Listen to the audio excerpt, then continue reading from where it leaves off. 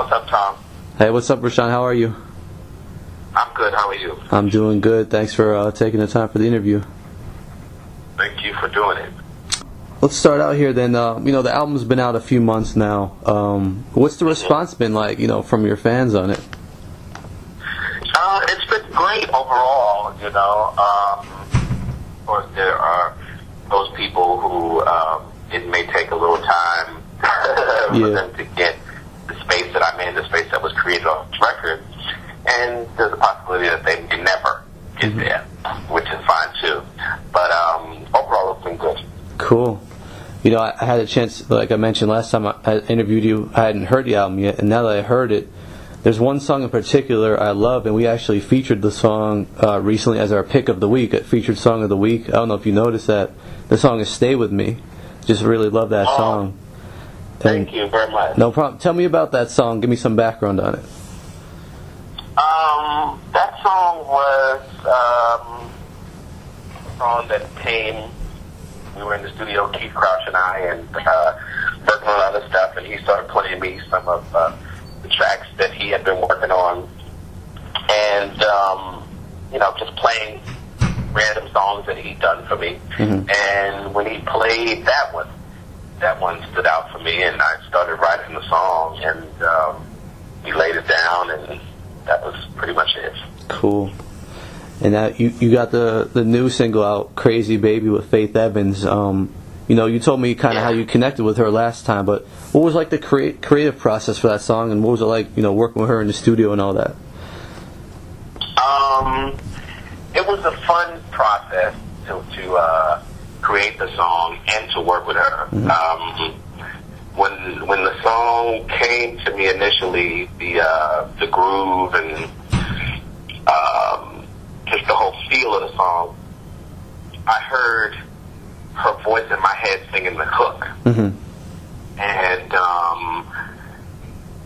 some months had passed before we got to another stage of developing the song, but at that point, I had in my mind that I wanted to reach out to her to see if she would be interested in, being involved with the song and being on my album. Yeah. It just so happened that she was looking for me at the same time to be a part of her last album that just recently came out. Yeah. And ultimately, I didn't end up on her record, but she still came through and sang on mine. So it was a great experience. And then she came to the studio.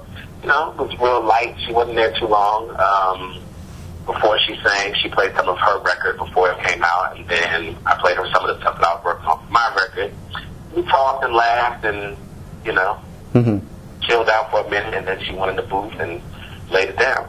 Cool. And Shanice actually sings the ad-libs at the end of the record, and her and I have been knowing each other since we were 10 years old, and this was the first time that we ever got to that she ever got to work with me on my records, because I've worked with her on some of her previous records.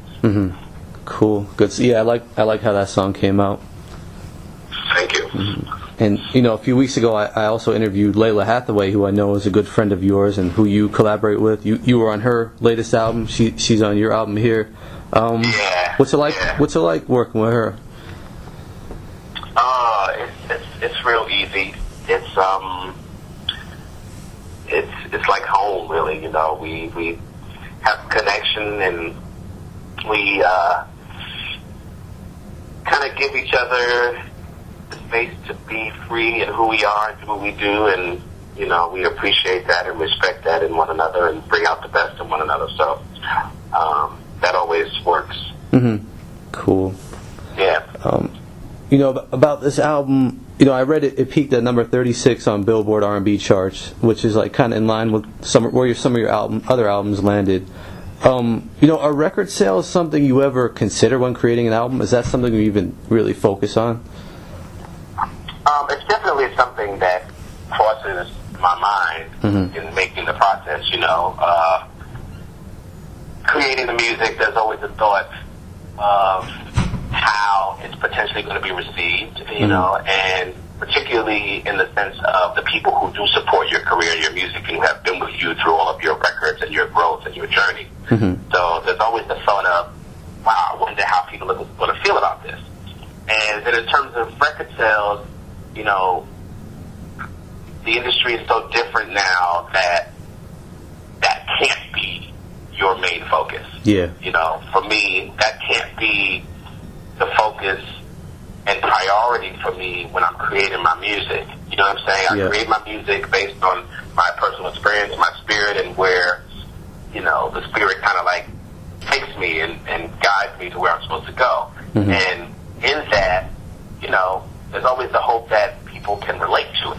Mm-hmm. You know, and at the end of the day, someone's going to relate to it. Yeah. You know, it may not be 1 million people.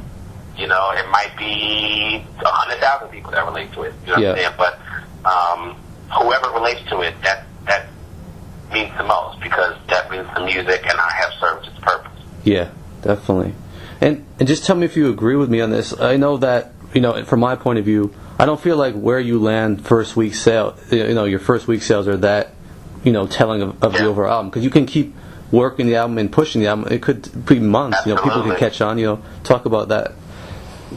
Absolutely. I mean, you know, back in the day, sometimes albums took over a year to actually get off the ground, but it has all to do with the money that's invested into it and the time and the people involved in the proper positions to take the music to where it needs to go. Mm-hmm. And it's a matter of believing in the record. You know, whoever's involved has to understand what's on the record, understand its potential, and be able to support it. Yeah. You know? So ultimately, that's the defining factor of how long a record can take, or how long a record's lifespan actually lasts. Yep, good points. And now I want to ask you about a couple songs from earlier in your career, because I've followed your career for years now, and I have a couple favorites here. And you know, my favorite song of yours ever actually is the song "Spend the Night" from your debut album. Can you just, you know, talk about, give me some background on that song? Oh man, I remember we recorded the basic demo, which ultimately is the foundation of what the record ended up being. We recorded the music at Jamie's studio. I did that song with Jamie Jaff. We recorded it at his studio back in like 1994. Mm-hmm. And the record didn't come out until 97. Wow. So we recorded it and wrote it in 1994. And I remember singing the lead and the background vocals. We had to go to one of his friends' studios at their house, like in their garage. And it was cold that night. It was late at night.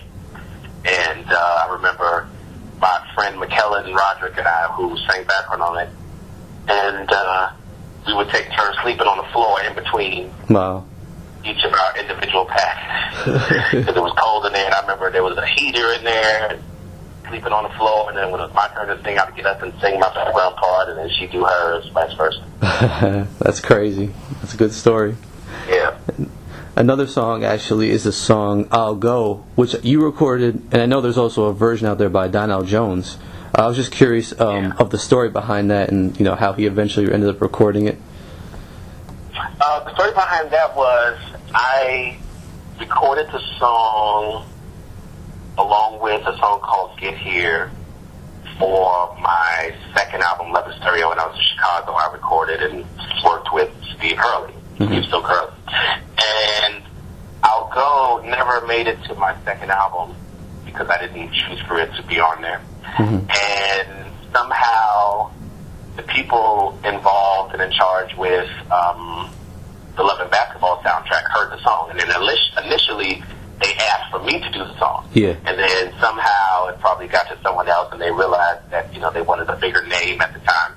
Yeah. So they suggested that Donell Jones record it for the soundtrack. And, you know, I wasn't opposed to that at all. Whatever, you know. And that's how he ended up doing it. And I remember hearing somewhere that he didn't necessarily particularly want to record the song. Yeah. But the label and the soundtrack people liked it so much that he just inevitably recorded it. Mm-hmm. But I actually asked him on Twitter about that song, and I remember him mentioning to me he didn't really know what he was doing. Like, were you there with him when he recorded his version? He said he was just kind of Not at all. He mentioned he was just kind of trying to do what you were doing on the song, so it wasn't really his own. He didn't feel like. Exactly. Yeah. Which makes sense as to why, you know, he may not have wanted to record it, because I had already put my stamp on it, and they liked the song so much. And I can imagine when you're in that situation, you want to do the song justice. You know what I mean? So, yeah. Okay, cool. And then you had a hand in writing Brandy's, one of her first hits, "Baby." What do you remember about writing and creating that song? I remember Keith Crouch extending the invitation for me to write it with him, and I remember going over to his house for 2 nights in a row. And from the first night that he played the track for me, I heard what I heard, but I kept it to myself because I was pretty much kind of intimidated and thinking that he was going to think it was horrible. So I kept it to myself in my head for 2 days. Wow. And then, like, the third day, he was like, man, we got to turn this song in, like, by Friday or something. So you got to, whatever you sing something, just sing something. So I sang to him what I had heard instantly when he played it. And he was like, man, you been sitting there holding that? And I was like, yeah. So wow. That's how that went down. Cool, good stuff. We were in his, recorded and wrote that, the backgrounds and stuff, in his apartment back then. Oh, okay, cool. Nice. In one of his bedrooms. Yeah.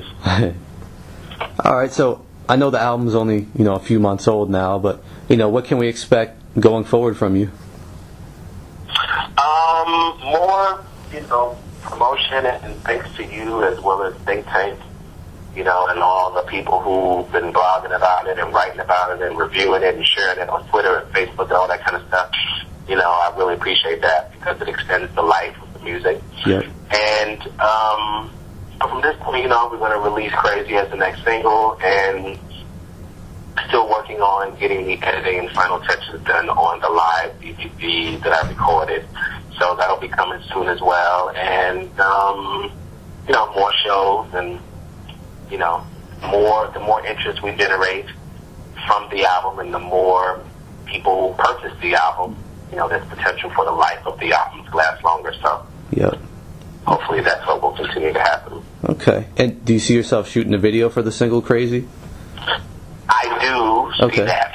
Okay. And so, I'm just working on the right timing to make sure that can happen, you know what I'm saying? And the right timing and all that. So, cool. Yeah. I look forward to seeing that as well.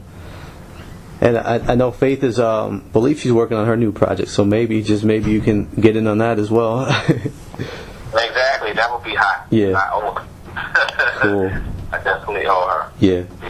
And shout out to Shanice for being such a lovely person and singer and my friend, and for lending her talent to the song and the show. Great. Cool. And that's all I have for you. Is there anything else you'd like to add? Just thank you. I appreciate it. No problem. Very much. No problem. Anytime.